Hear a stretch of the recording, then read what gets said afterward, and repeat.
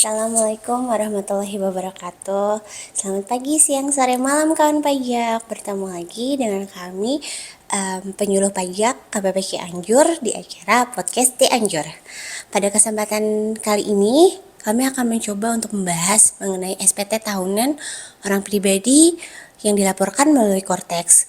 Karena kan seperti yang kita tahu kawan pajak, untuk tahun pajak 2025 semua urusan perpajakan sudah menggunakan Cortex, tidak menggunakan aplikasi-aplikasi maupun website yang digunakan pada tahun 2024 ke bawah. Nah, untuk Cortex ini kan berlaku sejak 1 Januari 2025.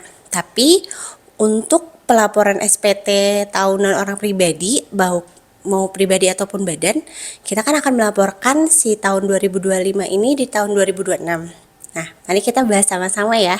Di sini saya bersama Bu Yuli akan membahas cara-cara apa aja sih tahapannya yang harus kita lakukan untuk membuat SPT tahunan orang pribadi.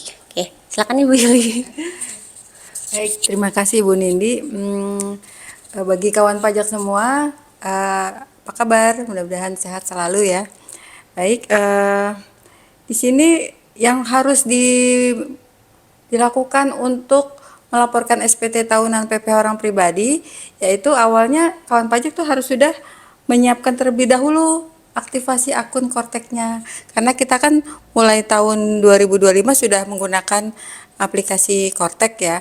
Jadi diaktifkan terlebih dahulu akun Korteknya agar kita bisa login dan bisa memanfaatkan fitur-fitur yang ada di Kortek tersebut ya. Caranya bagaimana? Mungkin Bu Nini bisa menambahkan. Untuk yang awal sih pastinya kawan pajak mesti kita aktivasi akun Kortek kita dan buat kode otorisasi. Nah, untuk aktivasi ini yang perlu utamanya banget nih, kawan pajak harus memastikan bahwa email dan nomor telepon kawan pajak sudah sesuai antara yang kawan pajak punya sekarang sama yang ada di sistem kami. Karena kebanyakan pada lupa ya Bu ya. Jadi kalau misalnya kita dulu daftarnya pakai yang mana, tahu-tahu sekarang udah berubah nomor telepon ataupun si emailnya tersebut kawan pajak. Jadi itu kalau misalnya perubahannya, mohon maaf kalau untuk perubahan data email sama nomor telepon, mau nggak mau kawan pajak harus datang ke KPP. Tapi nggak perlu ke KPP terdaftar ya Bu ya, kita boleh Di ke KPP terdekat. Baik. Nah, jadi kawan pajak ya, untuk bisa login ke akun Kortek itu, jadi silakan untuk yang sudah pernah menggunakan DJP online ya, tinggal reset kata sandi, atau kalau misalnya yang belum pernah menggunakan DJP online atau sebelumnya lapornya manual, itu silakan diaktifasi akun di Korteknya ya, tinggal diklik aktivasi akun. Nah, setelah kawan pajak itu sudah bisa login, sudah bisa membuat kata sandi, nah silakan login ke aplikasi Korteknya di konteks ya, Kortek DJP ya, kortekdjp.pajak.go.id. Terus setelah masuk nih kawan pajak ke dalam akun Cortexnya, yang tahap pertama yang harus kita lakukan adalah kita harus buat kode otorisasi. Kode otorisasi bikinnya di mana? Di portal saya. Terus nanti masuk di situ ada kode otorisasi dan sertifikat elektronik. Nanti caranya kawan pajak tinggal scroll terus sampai bawah, terus pilih yang kode otorisasi DJP. Sebenarnya di sana banyak pilihan yang lain, tapi kalau yang lain berbayar, yang gratis itu, yang kode otorisasi DJP. Nah, ketentuannya mungkin agak berbeda ya kalau misalnya untuk password sama passphrase yang buat kode otorisasi ini sebenarnya ketentuannya sama. Kita harus minimal ada 8 karakter, ada huruf besar, huruf kecil, sama simbol atau karakter khusus. Hanya saja karakter khususnya biasanya kita tidak bisa menggunakan dolar, tanda tanya, tanda seru, titik, koma, terus bintang, itu nggak bisa untuk di passphrase. Jadi biasanya kalau kami menyarankan untuk menggunakan @ atau pagar. Setelah itu diklik pernyataan, simpan. Terus setelah itu kan nanti keluar tuh kawan pajak download sertifikat elektronik. Nah, pada saat itu tahapannya belum selesai. Ada satu tahapan lagi yang harus kawan pajak lakukan, yaitu nanti kita masuk ke menu lagi portal saya, profil saya.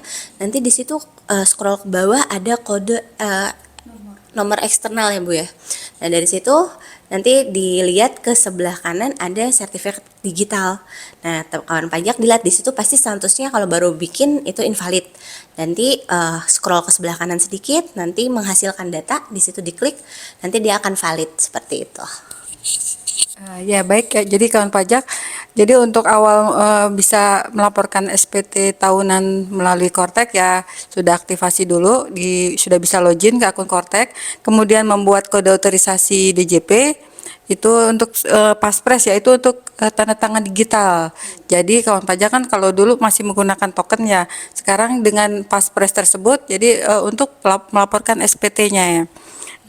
Kemudian di sini bagaimana cara lapornya ya, cara lapor SPT tahunan PPh orang pribadi. Jadi kawan pajak sebelum melaporkan SPT disiapkan dulu dokumen-dokumen pendukungnya seperti bukti pemotongan gitu ya. Kemudian oh iya, daftar harta, terus daftar keluarga gitu ya, dipersiapkan dulu untuk mengisi SPT tahunan PPh orang pribadi. Jadi untuk dapat mengisinya itu kawan pajak silakan masuk ke menu surat pemberitahuan atau SPT. Ke menu SPT, kemudian klik lagi surat pemberitahuan. Nanti kan ada tampilannya di situ untuk membuat SPT ya. Nah, kawan pajak silakan diklik konsep SPT ya, buat konsep SPT. Nah, kemudian di situ ada pilihan, kawan pajak bisa memilih PPh orang pribadi. PPh orang pribadi, kemudian klik lanjut. Setelah itu masukkan periode dan tahun pajak. Jadi untuk sekarang ini karena belum berakhir ya, belum berakhir tahun 2025-nya, jadi itu belum bisa diklik ya periodenya. Nah, kawan pajak bisa mencoba menggunakan SPT simulasi. Jadi SPT di alamat SPT strip simulasi .pajak.go.id. Nah, di situ kawan pajak bisa mencoba membuat dummy ya, simulasi SPT. Nah, jadi setelah membuat konsep SPT, kemudian masukkan periode dan tahun pajak. Nah, kemudian memilih SPT normal. Nah, SPT normal itu apabila kawan pajak belum pernah melaporkan SPT. Tapi kalau misalnya sudah pernah, itu nanti akan tertulis pembetulan. Nah, setelah itu sampai setelah membuat konsep SPT nanti misalnya sukses ya kawan pajak itu akan ada tanda pensil ya. Tanda pensil. Iya. Tanda pensil untuk mengisi SPT tahunan PPh orang pribadi. Mungkin bisa ditambahkan? Nah, nanti begitu kawan pajak masuk ke dalam yang edit itu, kan nanti ada tombol pensil, klik untuk mengisi. Nah, di situ kita akan menemukan induk SPT. Jadi berbeda dengan pengisian di DJP online ataupun yang SPT manual yang biasa kita ngerjainnya dari belakang. Kalau misalnya di Cortex ini, kita akan mengerjakan dari induk. Jadi apa yang kita pilih di induk itu akan berpengaruh dengan lampiran-lampiran yang akhirnya harus kita isi di belakangnya.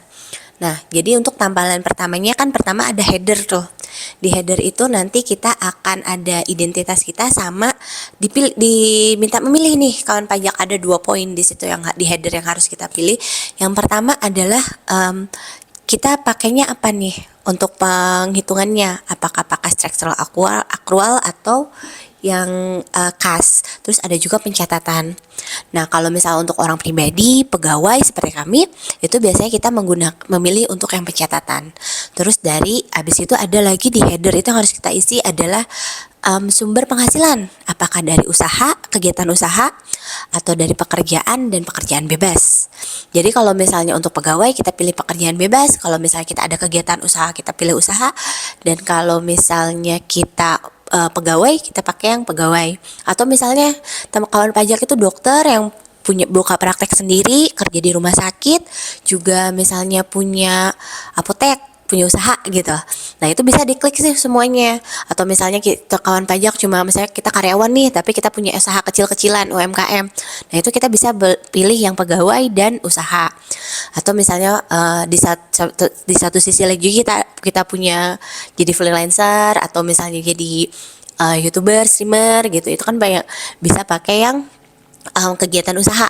Jadi itu semuanya bisa dipilih salah satu atau ketiganya sekaligus atau cuma dua, tergantung kondisi dari kawan pajak seperti apa. Nah, selanjutnya kita di bagian A itu masuk ke yang identitas pegawai.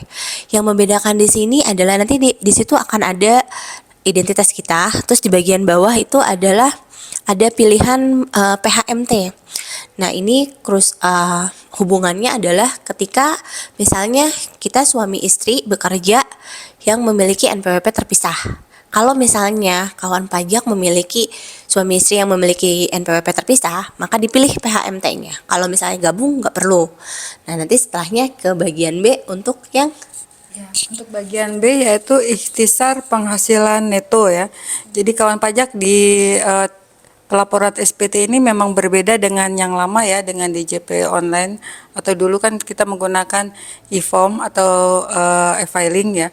Kalau ketika itu kan kita misalnya membuat e-form itu ngisi dari belakang, dari lampiran dulu. Nah, kalau di sini di aplikasi di pembuatan SPT orang pribadi melalui Kortek ini, ya kawan pajak dari induk terlebih dahulu. Nah, dari induk ada pertanyaan-pertanyaan. Nah, pertanyaan ini akan merujuk ke lampiran yang harus diisi. Jadi misalnya di sini apakah Anda menerima penghasilan dalam negeri dari pekerjaan? Nah, misalnya kawan pajak memilih ya, maka silakan mengisi lampiran 1 bagian D. Nah, seperti itu. Jadi untuk pengisian lampirannya itu tergantung dari jawaban dari SPT induknya ya. Jadi isinya pertanyaan semua ya. iya, isinya pertanyaan. Dan baru misalnya ada kegiatan usaha atau ada pekerjaan bebas, nanti akan muncul lampiran-lampiran yang dibutuhkan di situ. Nah, silakan kawan pajak mengisi. Kemudian Nah, nanti kalau untuk defaultnya sih dia akan selain yang induk ada lampiran L1. Di lampiran L1 tuh ada apa aja? Nah, yang pertama di L1A itu ada harta. Nah, yang berbeda di sini ketika harta, kalau dulu kan kita mau masukin apa juga satu tabel itu aja kawan pajak. Nah, kalau sekarang kita dipisahin. Ada kas setara kas, ada harta berwujud, harta tidak berwujud. Terus misalnya teman-teman punya obligasi atau investasi, terus harta lainnya. Jadi mereka punya kolom-kolom yang berbeda. Nah, ketika kita pun isi harta, katakanlah kita isi kas setara kas. Di situ tuh lengkap kawan pajak. Kita harus ngisi misalnya misalnya kita pilih rekening nih. Kita ngisi nomor rekeningnya berapa, dari bank mana, banknya ada di Indonesia ataukah di luar negeri, sisa rekeningnya berapa.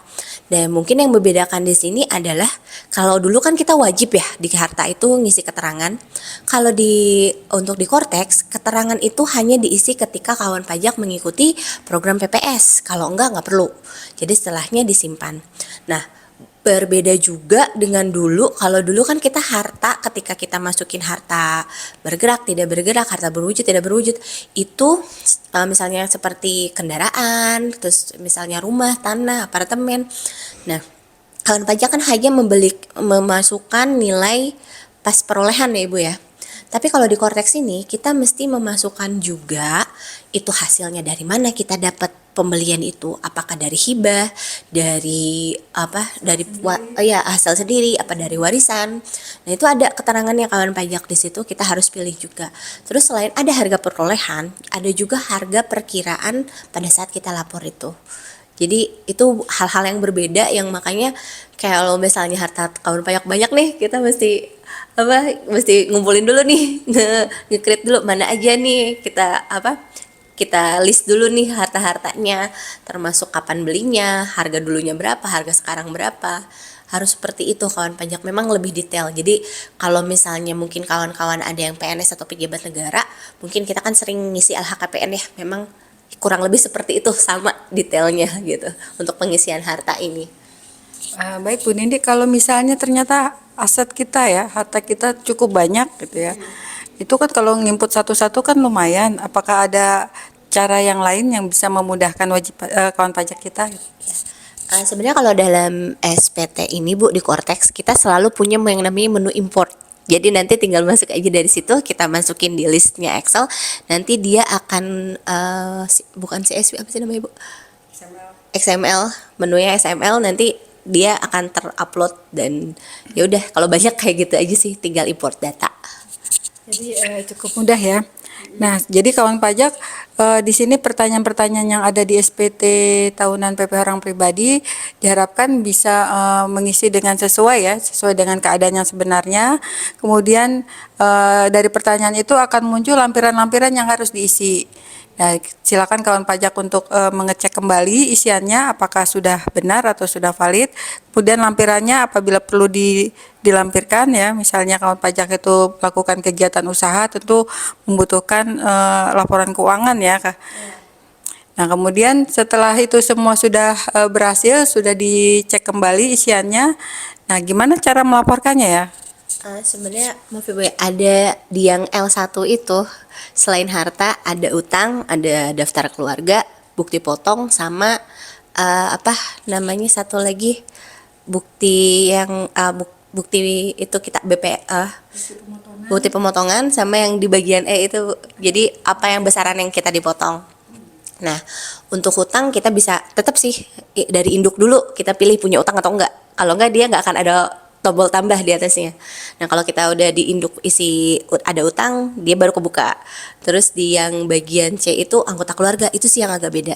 Jadi kalau untuk masukin anggota keluarga, kita nggak bisa di SPT kawan pajak, tapi kita harus masuk ke portal saya, profil saya, nanti edit data. Di situ ada yang keluarga ya, FTU. Jadi data unit keluarga. Jadi perubahannya di situ. Nanti kita balik lagi ke SPT dan nggak perlu khawatir sih kalau sekarang tuh di SPT, karena kalau dulu kan kita di JP online idle dikit hilang datanya. Kalau ini tiap 2 menit dia akan tersave otomatis, dan kalau misalnya kawan pajak memang mau nge-save pun di bagian bawah tiap halamannya ada kita simpan data seperti itu. Dan untuk bukti potong pun sebenarnya tergenerate otomatis sih Bu. Jadi kita kawan pajak kalau misalnya memang perusahaan kawan pajak sudah melaporkan, udah membuat bukti potong, itu pasti ada di situ. Jadi kita nggak perlu maksudnya untuk make sure. Jadi yang tadi Bu Yuli katakan untuk kita bawa nih tetap bukti potong, ya itu untuk apa? Untuk memastikan ini bukti potong yang ini udah masuk belum sih ke Cortex, gitu kan? Atau enggak belum? Atau misalnya ada yang salah nih, misalnya pasalnya atau apanya atau besarannya, itu nanti ada juga menu editnya di situ. Jadi kawan pajak tinggal klik menu pensilnya untuk di bobotnya, nanti tinggal diisiin berapa yang betulnya, atau misalnya ada yang kelewat tinggal ditambah gitu. Untuk kan lumayan ya buat kredit pajak Bu. Jangan sampai kita jadi kayak udah dipotong nih tapi harus bayar lagi karena lupa bukti potongnya belum masuk. Jadi kawan pajak kalau untuk bukti pemotongan itu juga bisa kawan pajak mendownload di aplikasi Korteknya kawan pajak di menu dokumen saya. Di menu dokumen saya nanti tinggal di refresh atau diklik menghasilkan. Nah, diklik menghasilkan nanti kawan pajak itu akan menemukan bukti potong yang sudah diterima ya oleh kawan pajak. Jadi mudah ya kalau kayak gitu ya. Jadi silakan untuk dicek kembali pengisian SPT PPh orang pribadinya. Nanti setelah kawan pajak sudah selesai, nah kawan pajak tinggal dicentang pernyataan ya. Jadi sudah memastikan isinya sudah sesuai, centang pernyataan dengan menyadari sepenuhnya ya. Setelah centang pernyataan, kemudian klik bayar dan lapor. Ya seperti itu ya. Nah, kalau sudah klik bayar dan lapor itu kita nanti itu fungsi KO yang tadi kita jelaskan di awal. Itu dia akan minta paspres, terus kita isikan paspres di situ. Kalau memang nihil dia akan keluar BPS, tapi kalau misalnya kurang bayar, kawan pajak akan diarahkan mau bikin deposit. Kalau misalnya kawan pajak sudah punya deposit, bisa pilih deposit, kalau enggak dia akan membuat kode billing. Nah, bagaimana kalau dengan yang lebih bayar, Ibu? Baik. Nanti kalau misalnya kawan pajak ternyata dari bukti potong dengan PPh dengan penghasilan netonya yang sudah kawan pajak terima ternyata bukti potongnya lebih bayar ya. Nah, itu di situ akan aktif menu untuk input nomor rekening ya. Silakan kawan pajak mengisi nomor rekeningnya. Kemudian di bagian ini ya itu otomatis ya kalau nggak salah ya, nomor rekening. Kita di menu yang edit tadi, Oh iya. masukin rekening. Jadi kalau misalnya itu belum ada pilihan nomor rekeningnya, kawan pajak silakan melakukan perubahan di informasi umum ya. Informasi umum, terus Informasi umum edit untuk nomor rekening ya, menambah atau mengganti nomor rekening. Bisa ya. Jadi semuanya sih sekarang udah di Cortex, udah lebih terintegrasi, udah lebih rapi insya Allah. Jadi kita ya lebih mudah sih, karena kalau misalnya kita apa maksudnya nggak perlu yang kayak repot harus mesti pakai tablet, bisa dari HP sih kalau misalnya merasa itu nyaman, karena kan tampilannya kecil ya.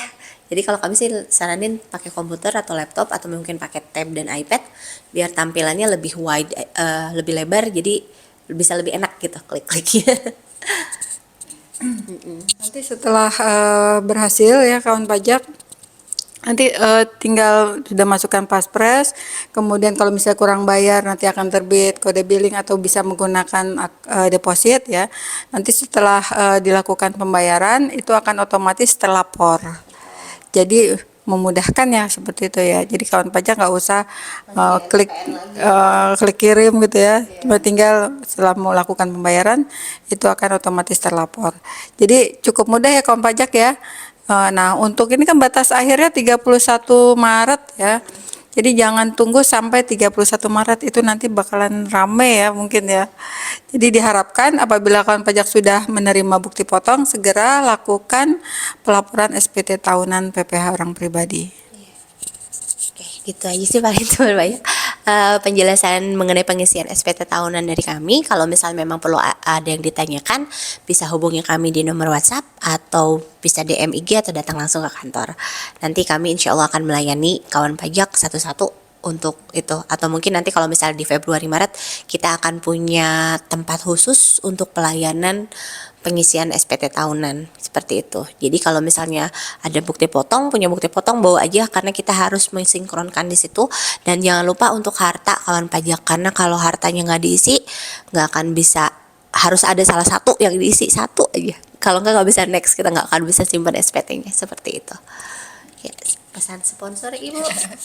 Pesan sponsornya ya, ini sudah menjelang akhir tahun ya kawan pajak. Jadi bagi kawan pajak yang belum melakukan aktivasi akun Kortek, dimohon segera untuk ya, melakukan aktivasi akun. Itu cukup mudah ya kawan pajak ya. Tinggal untuk yang pernah DJP online, tinggal klik reset kata sandi, kemudian masukkan NIK, tujuan konfirmasi, nah, kemudian ketik misalnya tujuan konfirmasi menggunakan email ya. Nah, tinggal ketik email yang sesuai dengan clue yang ada di situ ya. Itu kan ada bintang-bintang, tapi tetap harus di input alamat emailnya, kemudian kode captcha dan centang pernyataan, terus klik kirim. Nanti akan terkirim link untuk reset kata sandi. Nah, pesan lagi kalau misalnya menggunakan nomor HP ya, nomor gawai ya kawan pajak, itu memastikan untuk ada pulsanya ya. Karena akan terkirim melalui SMS untuk link konfirmasinya. Tinggal nanti cek di SMS-nya. Jadi cek SMS, nanti tinggal diklik link yang terkirim ke SMS tersebut untuk mengubah kata sandi. Nah, untuk kata sandinya itu ada beberapa syarat, minimal 8 digit, ada huruf besar, huruf kecil, kemudian angka, dan karakter khusus. Nah, setelah mendapatkan link kata sandi, sudah dibuat passwordnya ya, kata sandi sudah dibuat. Nah, silakan kawan pajak untuk login ke aplikasi Korteknya. Di login itu masukkan NIK, password yang kawan pajak buat, kemudian disimpan ya, input kode captcha, kemudian disimpan. Nah, setelah kawan pajak bisa berhasil membuka aplikasi Korteknya, nah, jangan lupa untuk membuat kode otorisasi DJP yang seperti tadi Bu Nindi sebutkan. Cukup mudah ya kawan pajak ya. Jadi segera lakukan aktivasi akun Kortek. Dan sama satu lagi sih yang paling penting, semua pelayanan pajak tidak dipungut biaya apapun kawan pajak. Jadi kalau ada yang ngeklaim harus bayar ini, bayar itu dapat dipastikan penipuan, dan waspada juga penipuan yang mengatasnamakan pajak, karena kami gak ada ya insya Allah. Gitu. Oke, baik, sekian untuk podcast kita hari ini. Terima kasih untuk kawan pajak sudah menyimak dari awal tadi sampai akhir. Wassalamualaikum warahmatullahi wabarakatuh. Bye bye.